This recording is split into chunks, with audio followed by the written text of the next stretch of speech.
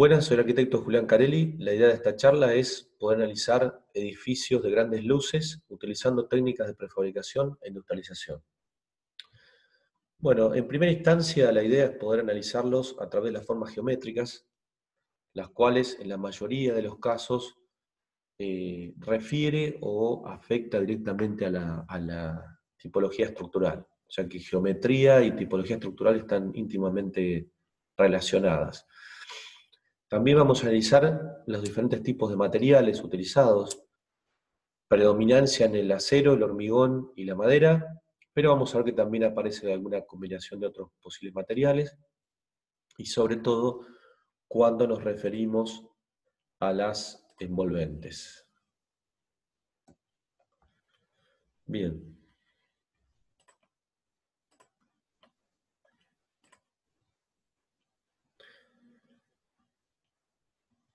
Bueno, básicamente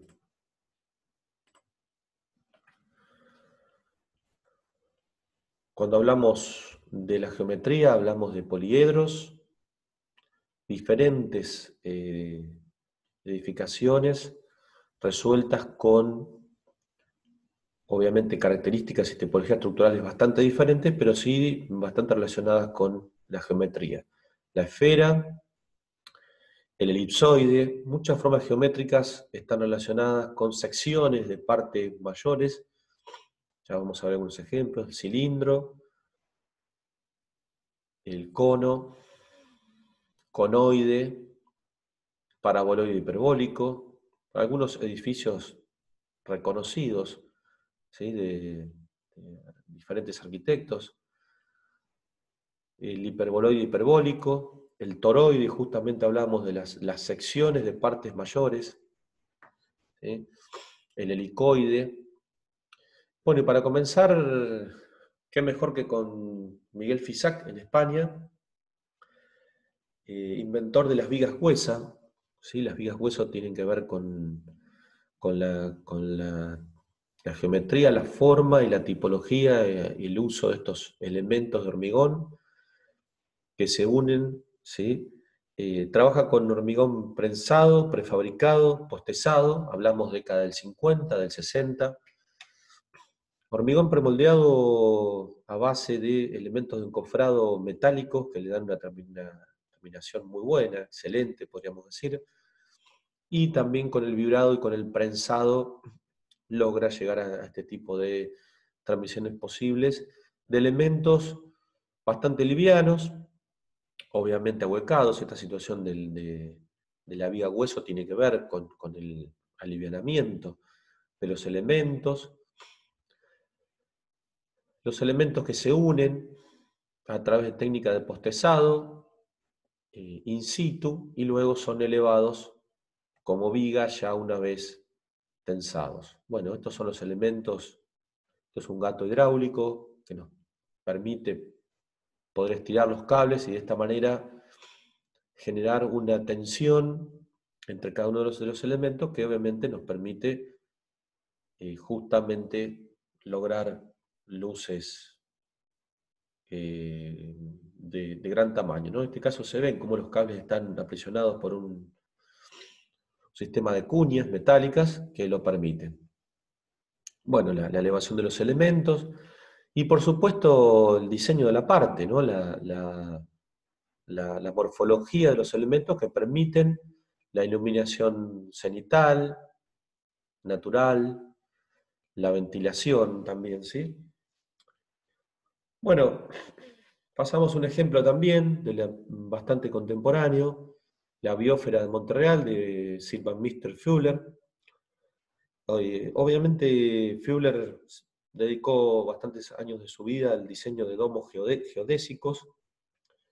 Básicamente entre sus premisas tenía la eficiencia de materiales, la integridad estructural y la modularidad.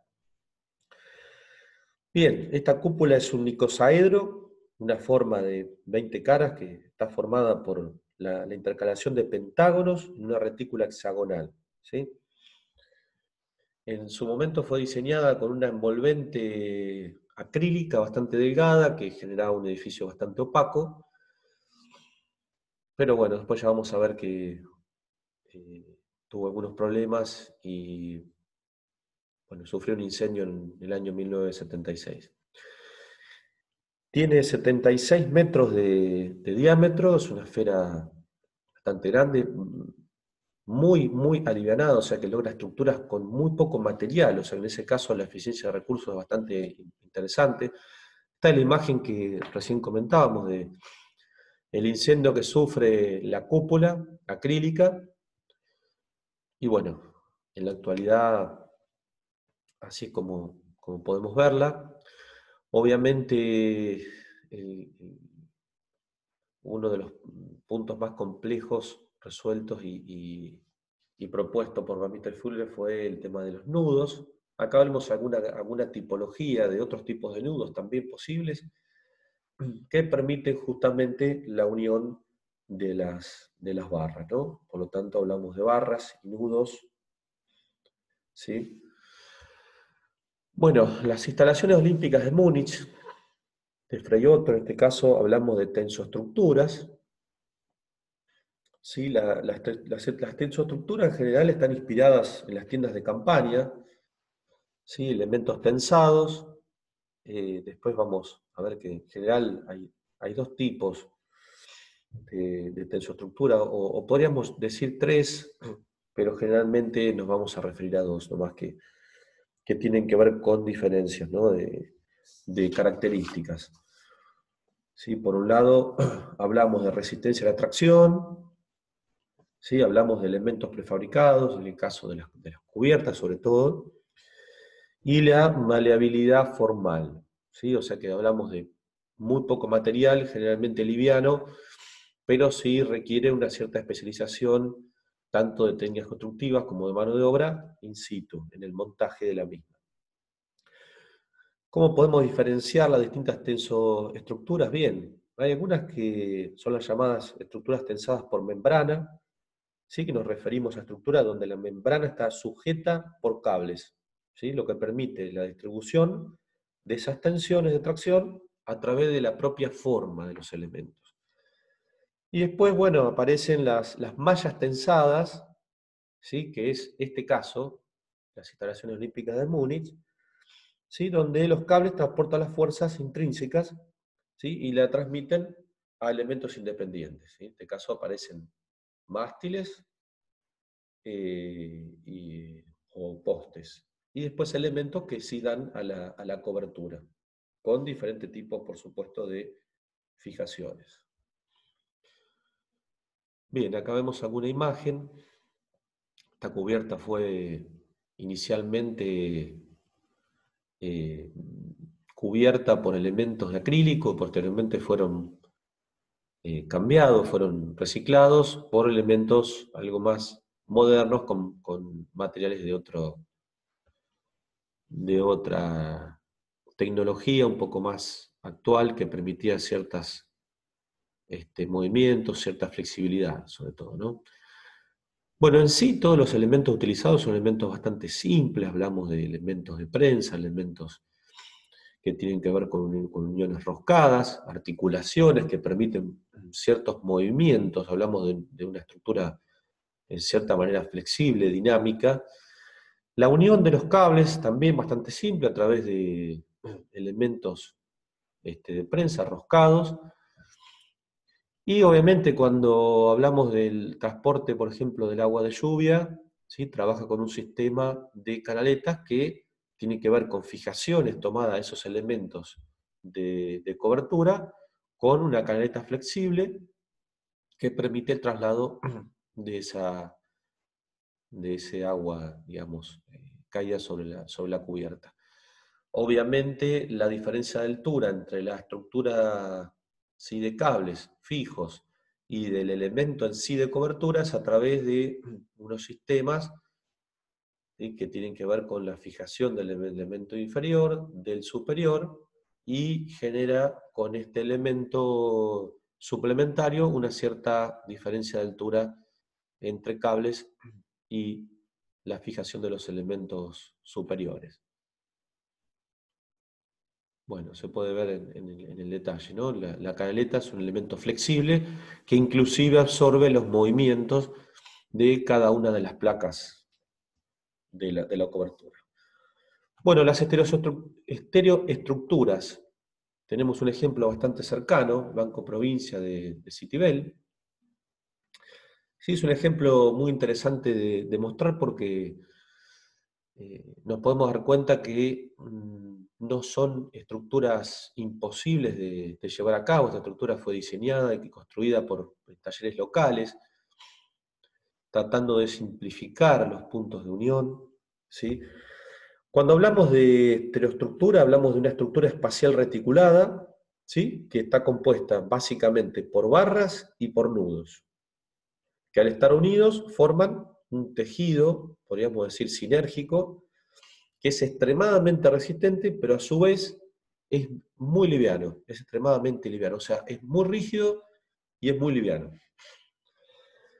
Bien, ¿qué función cumplen? Las barras, ¿sí? Conducen los esfuerzos axiales, ¿sí? Compresión, tracción.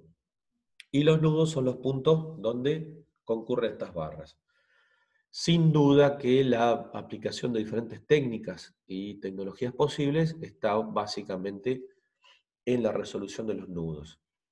En este caso podemos ver que la propia barra es un caño achatado, agujereado, donde se une a un elemento bastante simple y a través de tornillos, elementos roscados, logra la unión de esos elementos. O sea que en sí es bastante simple en cuanto a aspecto tecnológico y desarrollable, como decíamos, por cualquier taller local. En este caso las envolventes son paneles tipo sándwich, ¿sí?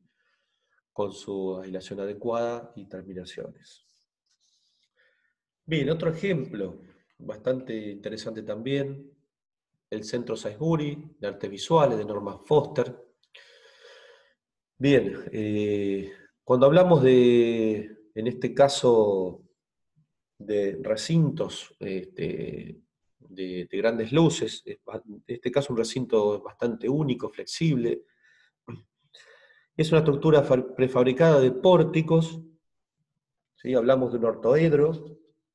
En este caso podemos ver cómo se trabaja con una estricta coordinación dimensional, modular, de medidas tanto en todos los elementos de la estructura como en todos los elementos de las envolventes. Y también comenzamos a ver cómo partes, componentes de las envolventes, sobre todo las laterales y la cubierta, están trabajadas con módulos que inclusive son desmontables o desarmables para su mantenimiento.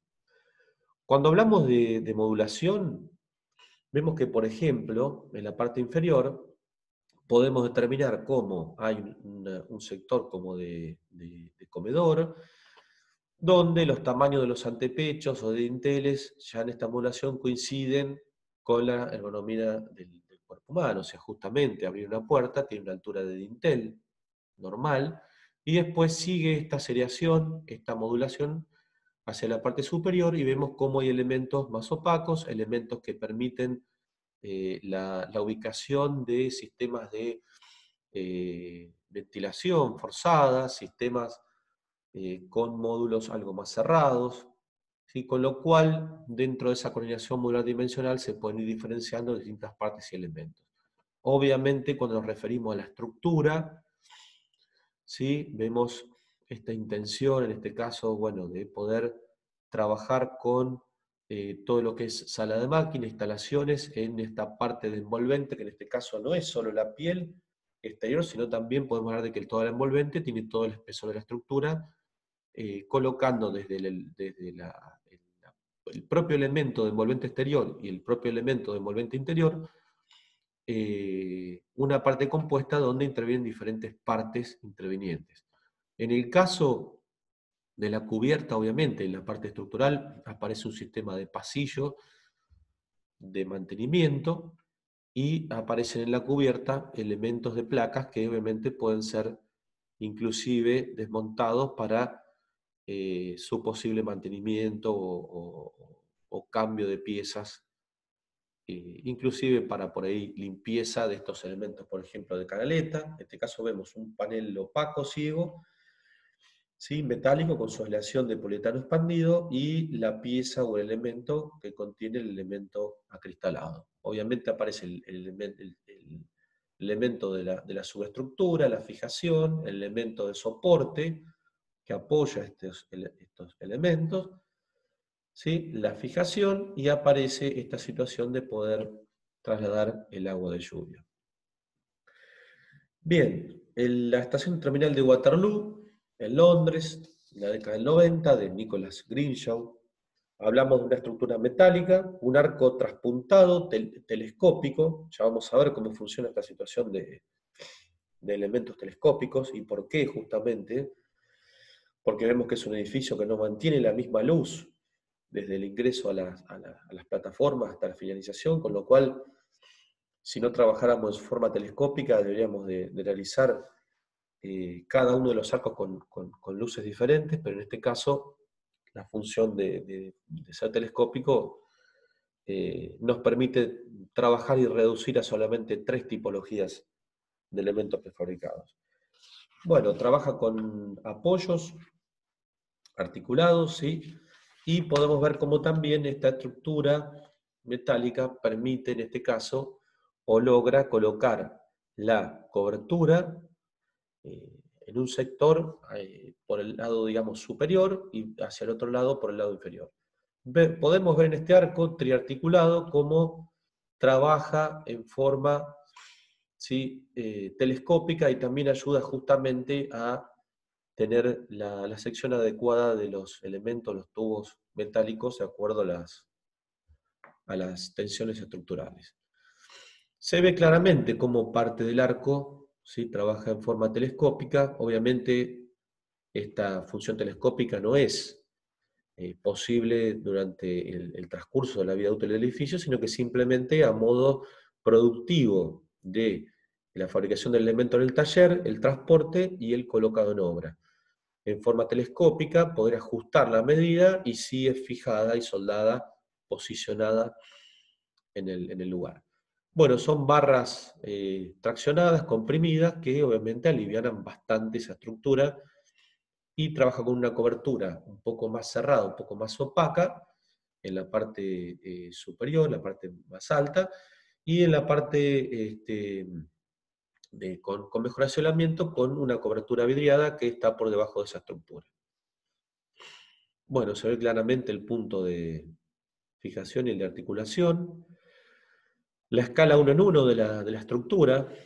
Algunos edificios, algunos proyectos son posibles de poder realizar este tipo de pruebas, y la verdad que en sí funciona bastante bien. El sistema de la envolvente, cómo lograr cubrir con determinada cantidad de elementos vidriados un edificio que al no mantener la misma luz, obviamente tiene distintas curvaturas. Bien, distintos elementos, ¿sí? Achicando o acortando bastante la cantidad en sí en serie de medidas posibles, y elementos como este tipo que permiten, por un lado, el giro de los elementos de soporte y los elementos vidriados que no llegan a tener un contacto, con lo cual a través de un sistema de burletería y solape nos permiten trabajar con menor cantidad de tipos o modelos de elementos vidriados. Bueno, este es un ejemplo a escala 1 en 1 de cómo es el solape y cómo es justamente el cierre de estos elementos y cuáles son los elementos que a través de sus articulaciones permiten justamente lograr los giros necesarios. Esta es una imagen del sector vidriado. Bien, la fábrica de microchips de Rogers es un ejemplo bastante interesante también. Sistema de pórticos, es una tensoestructura con grandes vigas reticuladas colgadas. En este caso, la cubierta funciona en su parte inferior a los elementos estructurales, y en este caso esta fábrica, bueno, trabaja con una técnica de coordinación dimensional y modular bastante estricta. Todo lo que refiere a las instalaciones y demás funciona por fuera de la parte cubierta, y en sí la modulación utilizada para los elementos de exterior ¿sí? Un módulo de antepecho, el segundo módulo es altura de dintel y el tercer módulo es el módulo de completamiento hasta la cobertura superior. Es un edificio fabril que no necesita mucha altura, con lo cual tiene una altura bastante baja. Y bueno, trabaja con un alivianamiento, por así decirlo, bastante importante su estructura. La gran complejidad, por supuesto, en este tipo de edificios es que al colgar esa cobertura, por supuesto, debemos, por así decir, pincharla, penetrarla, con lo cual hay que tener todo un sistema de sellado bastante importante. Bueno, acá se ve el colgado de esas vigas, la fijación en los extremos de las vigas, justamente para lograr cierto arrastramiento, y se ve aquí el tamaño, ¿no?, de la figura humana, cómo más o menos trabajamos con tamaños de modulares de antepecho, dintel y cubierta, como decía.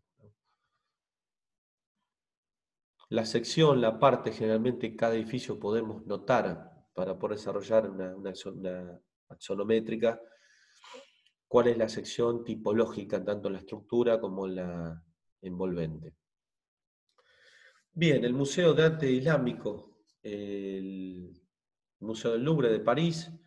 Ya el Museo del Louvre tenía que agregar el sector, digamos, de arte islámico, ya sin espacio, logra en uno de sus patios, con una cubierta bastante liviana, bastante luminosa, poder cubrir un espacio que trabaja con una planta baja y subsuelos de exposición. Es una cubierta de cristal ondulado, es un doble acristalamiento cubierto por una malla que es de aluminio con tonos de oro y plata y está muy referido justamente a la situación del arte islámico. Trabaja con paneles triangulares, como decíamos, de aluminio, que el aluminio es pulido, ¿sí? Es un aluminio tipo nido de abeja, y están integrados con una estructura flotante, por así decirlo, bastante liviana, es un entramado metálico, ¿sí?, con ese doble acristalamiento, que obviamente justamente lo que hace es reflectar las imágenes externas y aparece o logra difuminar la luz del día, ¿sí? Estos elementos triangulares son elementos móviles que nos permiten generar un mantenimiento, ¿sí? La cubierta tiene un espesor que va de 20 centímetros a 1,5 metros, con lo cual esa doble malla, esa doble cubierta, no es constante en su espesor. Y tiene que ver justamente con la forma del edificio y con lograr diferenciar cada uno de los espacios. La altura máxima es de 8 metros y apoya solamente en 8 pilares bastante delgados, son pilares inclinados. Podemos ver un detalle de estos elementos triangulares, cómo aparece esa luz natural, obviamente, que logra traspasar y este doble el elemento tanto de cobertura interior superior y ese doble acristalamiento logra generar una especie de filtro, ¿sí?, en esa cobertura, en esa envolvente. Y acá vemos, tanto en el montaje como en la posibilidad de poder lograr mantenimiento de ese acristalamiento superior, cómo se le puede dar movilidad a esos elementos triangulares. Es decir, es bastante simple, un sistema de bisagras que no dista de las posibles tecnologías locales. Los apoyos son elementos obviamente articulados que le dan un posible movimiento a esa cobertura. Bueno, hoy hablamos de esa tercera posibilidad de estructuras. Bien, el Project Eden en Cornwall, ¿sí?, de Nicholas Grimshaw también. Ya hablamos del año 2000, comienza el año 96 hasta hacia el año 2000. Son estructuras metálicas, son cúpulas bastante livianas, extremadamente livianas, cubiertas con elementos de envolventes inflados. Bien, ¿cómo son? Bueno, hay una clara inspiración en las cúpulas geodésicas de Buckminster Fuller, dicho por el mismo proyectista. Este proyecto son 8 domos geodésicos formados por 2 biomas, ¿sí? Bueno, es el jardín botánico más grande del mundo. No vamos a entrar puntualmente en el detalle de cómo funcionan estos biomas, sí nos vamos a centrar más en el aspecto estructural y en la envolvente, cómo logra cerrar estos espacios y generar un clima particular en cada uno, ¿no? Bien, son estructuras de tubos de acero galvanizado, son de diferentes tamaños, y estos forman hexágonos, pentágonos y triángulos de hasta 9 metros, los más grandes. Están conectados y por supuesto crean una esfera cubierta de un elemento que se llama FT. ¿Sí? Este elemento son los sistemas de envolventes que le dan el cierre al edificio. Bien, la estabilidad estructural en sí está garantizada por un entrecruzamiento de las cúpulas, o sea que estas cúpulas están seccionadas geométricamente, están unidas, ¿sí? Y están ancladas a fundaciones perimetrales de hormigón armado.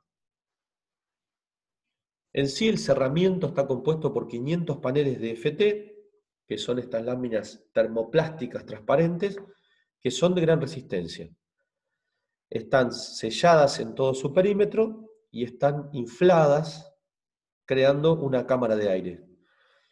Podríamos decir que su peso es aproximadamente el equivalente al 1% del peso de un vidriado para este tipo de edificaciones, con lo cual el aligeramiento y la optimización de recursos es bastante importante. En cuanto a aislación, estos paneles ¿sí? Forman obviamente cámaras de aire donde se les bombea aire caliente. Una vez inflados, obviamente, proporcionan una aislación bastante considerable. En sí podríamos decir que soporta el peso de una persona mínimamente como para generar un posible mantenimiento exterior y una vida útil aproximadamente entre 20 y 30 años. Bueno, algunas posibilidades, elementos de apertura que logran la expulsión de aire viciado o el transcurrir, digamos, de la ventilación en el interior del edificio. En este caso aparecen sistemas de carpinterías, aparece la estructura, la subestructura, algún sistema de canaletas, obviamente donde aparecen estos sistemas de elementos posibles de poder lograr alguna determinada apertura. Vemos alguna imagen de la escala humana, en este caso una técnica de mantenimiento, esa especie de pequeños mástiles que logran poder colgar a una persona y poder generar un mantenimiento. Y la tapa de obra para ver esa unión entre elementos de caños de diferentes secciones.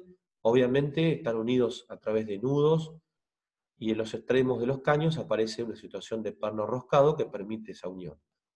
El montaje de estos elementos prefabricados, estos elementos inflables, sellados.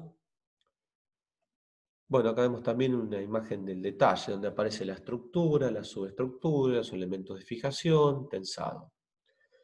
Bueno, y para ir finalizando, el mercado municipal del Inca, en Mallorca, una estructura en madera de grandes luces, son cerchas invertidas, que obviamente a través de una superposición geométrica logran generar esa iluminación natural a través de las mismas cerchas que al estar dispuestas de diferentes formas logra iluminar en forma lateral. En sí aparecen elementos de madera laminada, obviamente en sus encuentros aparece la ayuda de elementos metálicos o de placas metálicas internas, está unida a través de abulonamiento.